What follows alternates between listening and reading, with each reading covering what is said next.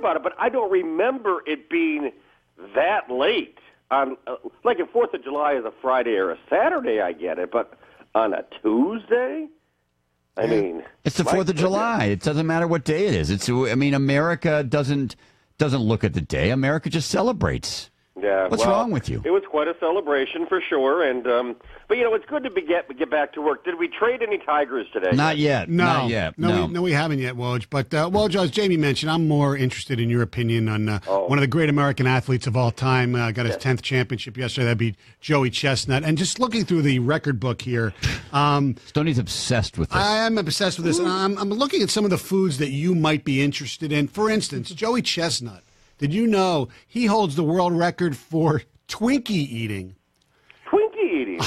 When did he beat my record? In October 26, 2013, when he ate 121 Twinkies in 6 minutes. Oh, my Lord. See, but first of all, is Joey Chestnut his real name? Do we know? I believe so. No, his first name is actually Fred. Fred Chestnut, yeah. Okay. But and it is such an American event. I mean, just the celebration. He's a great athlete. Gluttony. But it's Nathan's hot dogs, right? They're famous hot dogs, correct? Yeah. Nathan's famous hot dogs. Okay, those. Does that really help their product when people are watching them dunk it in water and mush it together and slam it? Does that make you want to go, I can't wait to go have a hot dog today? Absolutely. No. And here's another thing. That's like steroids in competitive eating. You shouldn't be allowed to smush it into the water and water it down and make it like one congealed glob, right? Well, it does make it gross. Now, you're a big fan of the pierogi, I know, correct? Oh, sure, yeah. Joey Chestnut, 165 pierogies in 8 minutes in 2014. God, what hasn't he eaten? Nothing. Well, nothing. Because pork and beans. All we've done all morning is what you're hearing from Stoney is what he's been doing all morning, just listing off his accomplishments. Micah Collins. See, it's not just Chestnut needs to work on the pork and beans. 84 ounces of baked beans in 58 seconds by the great Micah Collins. You know what would be difficult, though? Because just from the pure mess factor and falling apart matter, tacos. Hold on. I'm going to scroll down Micah here. Collins, by the way, had a bad facelift, and she was still bleeding from it. Very sad. Okay, well, Woj, if you had to compete in one event, what would it be? Like if in terms of mass consumption, and don't go Nutter Butters. Like seriously, like what do you think you could consume the most of? You mean if I had to do it? Yes. Well, like my point is, and I think we've had this conversation before. I would never stop eating chicken wings. Like if they were just kept giving me chicken wings, I would continue to eat them. I don't think I could ever be satiated when it came to eating chicken wings. So what would be yours? But that would be too difficult because you gotta flick through the. They have that big wing bowl and the drummies. Yeah. Yeah. Wojo, you asked about tacos. No. Stoney, stuff with your lists. Wojo, answer the question. Sloppy Joes. Sloppy Joes. Because they would go down quick. There isn't that much chewing, right? Right. I'm not even necessarily putting. Tacos, I'm not even putting a clock on fish tacos. Interesting. I'm not even putting a clock on you. I'm just saying, if you untimed, what could you eat the most of in one sitting? I take that back because it wouldn't be something that you actually enjoy because you would never enjoy it then the rest of your life. Yeah. So here's what I'll do: competitive broccoli eating. Well, it's funny you mentioned it. I don't think we have broccoli here, but Wojo, I will tell you that Gideon Oji, in 8 minutes on July 9th, 2016, 25.5 16-ounces of chopped kale salads at Kale Yeah, the Taste of Buffalo. Jamie, did Stoney come in drunk today? No, he came in drunk, intoxicated on the glory that was the Nathan's hot dog eating contest. Yeah. All right, Woj, can I never watch the damn thing because it's gross. Oh, it's awesome. I never do either. I mean, Matt Stoney, no relation, 255 peeps in 5 minutes. How often does Stoney look exactly like Joey Chestnut while eating a regular meal, may I ask? Yeah. A lot of times. All right, Woj, I was commenting earlier. Your friend and mine, your colleague John Neo, went to the game yesterday. Wrote a column off the Tiger. Woods, yep. Yep. About the Tigers, and I kind of felt bad for him and you and people of your ilk because How do you even cover this team now? We all know what it is. We all know that it's going to happen, but we're probably still a solid 2 to 3 weeks away from it actually happening. Stoney refers to it as we are now officially in baseball purgatory. Is that accurate? We totally are. And here's what, and I think little Johnny Neo made this point, and I've tried to make this point before, this whole, all anyone wants to do, and we do it, and we do a great job of it at 97.1 The Ticket, where we just hop aboard and we all shout the same thing. Buy or sell? Yeah, sell. But this is the one area where I was suspicious of whether or not Al Avila could handle what Dave Dombrowski did, and that is the actual art and timing of the deal. And they should write a book about that, the art of the deal. Art of the deal. I would make big money. Yeah. And he really does need to be careful.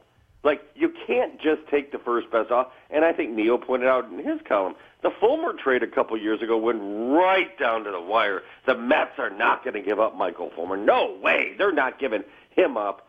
You wait it out, you push it. And listen, we know how desperate the Tigers used to get at trade deadline day. They've got to get a pitcher. They've got to get a bat. Well, remember that desperation and use it against these other teams. And now, it's easy for me to say, but I would be a little bit concerned if he started trading players, say, July 14th. I would like to wait it out. Not wait it out because, they might get back into it. Wait it out to stoke the desperation. Well, because a deadline is a deadline, and teams usually panic at deadlines.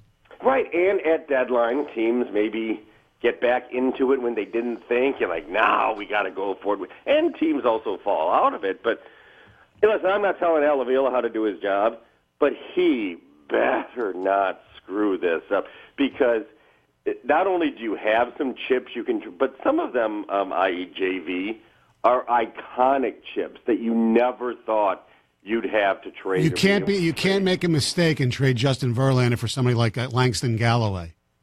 Correct. Look at Stoney. Well said. Metaphors in Well sports. said. Excellent. Right. Good point. No, but and the other thing too, to your point, Woj, and I agree with you completely, is the two teams that reportedly have shown interest in Verlander, the Dodgers and the Cubs. The Cubs aren't even in first place. The Dodgers, I think, will eventually run away with it, but Colorado and Arizona are sticking around in the West. And if those things could stay that way until the end of July, then the Dodgers and the Cubs both might feel a heightened need for a guy like Verlander. Do you think the Tigers could get Schwarber?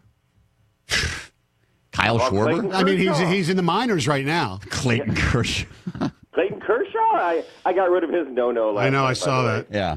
Yeah, he went through 6 innings. But no, Jamie, that's a great point. And I know Stoney's dominated the morning show today with his competitive eating talk. Yeah. But Jamie, you pulled one out of your ass. Thank you. I appreciate that. I got to be honest with you.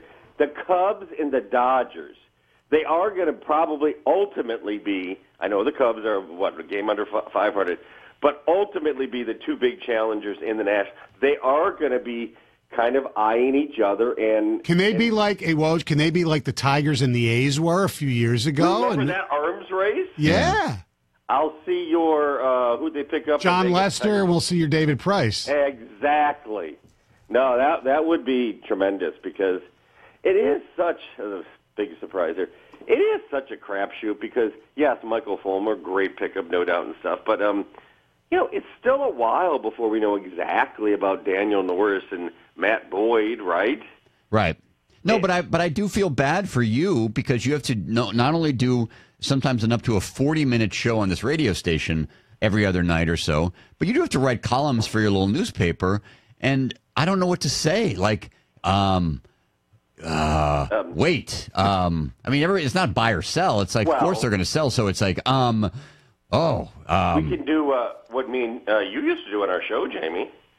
Political parties? No. Let's show prudence. Within Let's reason. Be patient. Yeah. I mean, besides, okay, all right, now it's getting close to, okay, but be prudent. Yeah. Come on. So Wojo, maybe you can answer our question. What moment defines the Tiger era, 2006 to right now? Stoney said. I heard that. Oh, were you surprised by Stoney's pick? Well, which was his pick? I didn't hear his pick. Big Poppy's home run, because the most obvious one. Well, who cares if it's obvious? Sometimes obvious is correct. We have audio, by the way. Shut up. Mine was their failure to win the division at the end of 06 because I thought it was like great moment. Well, it's but I think not great moment, but defining moment, right? It was like they were good, just not quite, almost not quite good enough. What about this off the beaten path one? And I was reminded of it when Gary Sheffield was in town over the weekend. The Gary Sheffield Placido Polanco collision in short right field. I mentioned that, Wojo. But you didn't say it was yours. No, I mentioned it leading up to my moment. I said that was one that was very underrated. Hold on, we have audio of that. Let's go. Hold on. Oh, we don't have the. Never mind. Sorry about that. Wojo, do you remember where we were when that happened? I thought I was in the stands, wasn't I? No, I don't think so. In the press box? You guys at my house? No, I believe we were at doing a radiothon at Great Lakes Crossing. It was an afternoon game. Oh, no. We were at the strip club. That's right. Yeah. Good times. Now, that was an underrated moment from the standpoint of, he's not hurt that bad. But Sheffield, he couldn't stop talking about that the other day when he was in town. We were on it. Now, I think there were only 2 games in first at the time. Right, but they were 20 games over 500 or something. Right, but they were Remember, that was going to be the 1,000-run Tigers team? No, this was the year before the 1,000-run Tiger team. Okay, so that was a 999-run Tiger team? Yeah. They were going to be so great. And the other game that we love to play at the station, and I think I heard the Bogey Kid. Bogey and Wojo tonight at 6 p.m. We've audio that. Go ahead. Your audio, go. Is the word for the era. Oh, God. I know. Come on. Just play it for a second. The word. Tease. Tease is not bad for Stoney. Jamie? No, he was actually teasing the word. He didn't. His word wasn't tease. No, He's going to tell you what the word is coming up 603. at 9:52. He's going to tell you what the word is. You know what mine was? And this is kind of esoteric. Rollicking. Or riveting. That's 2 words. There's 2 completely different I things. said, You can't rollick and rivet at the same time. But I've heard people say, failure, disaster. That's way, way, way, way, way, way wrong. Right, I agree with that. If you want to see a disaster, watch, the Wings, Pistons, or Tigers for the next 10 years, and you might see that. Hey, Wojo, real quick, since you asked, Joey Chestnut, No, he 53 soft beef tacos from Taco Bell in 10 minutes in 2011. And then the traditional tacos, 126 3-inch tacos, also by Joey Chestnut this year, May of 2017, in 8 minutes. It all pales in comparison to Wilt Chamberlain's all-time taco record. So let's just leave it right there. Oh, my God. That was in 20 years, yeah. Yeah, a lot. Now, the soft shell I could get. Yeah. When you get into the hard ones, you can really tear your mouth up there. Well, that's true. It's a very good point. All right, Woj, tonight, 6 o'clock, Bogey and Wojo together again. Woohoo! Thanks, Woj. There he is.